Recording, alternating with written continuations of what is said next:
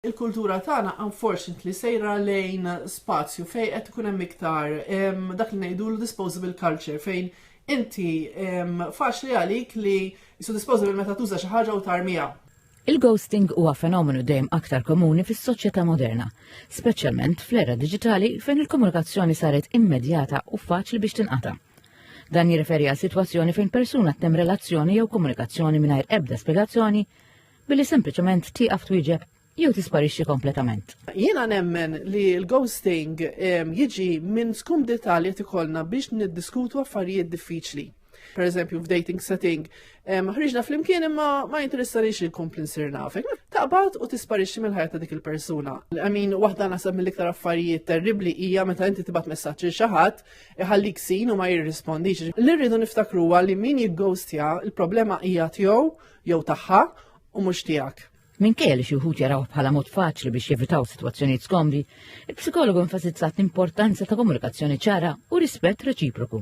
Issa jkun hemm skopijiet fej pereżempju persuna tkun qed tuża dak li jkun inna fa' skop ta' one night stand jew xi ħaġa hekk ikun persuna tkun ħadet dak li ridet għax let's face it insibuha fiż-żewġ ġeneri, jiġifieri sibu nisa li jagħmlu ghosting u sibu rġiel jagħmlu ghosting.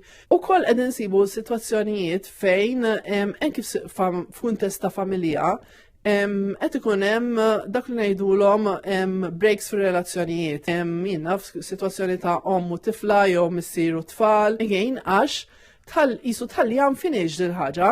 Tħalli għalli jisu m'hemmx closure. Spjegat ukoll li dan l-aġir jista' jkollu konsegwenzi serji, speċjalment fuq persuni li diġà għaddew minn trawmi f'ħajjithom. Għandu impatt fuq il-ħajja ta' dak li jkun, speċjalment nies li jkunu sensittivi għall-abbandun. Ġifieri jekk inti fil-ħajja tiegħek diġà esperjenzajt momenti fejn nies oħrajn fil-ħajja tiegħek ma bqgħux ikellmuk jew abbandonawk, xi ħadd li jagħmellek hekk ovvjament ħa jitriggerjak u ħa kkawżalek ħafna dwejja jew distress. U ħafna nies li jkunu sensittivi anki waħlu fihom infushom.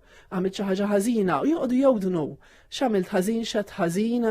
Il-ghosting ifakkarna kemm il-komunikazzjoni ċara rispett lejn ħadd ieħor huma essenzjali biex nibnu relazzjonijiet b'saħħithom u empatiċi.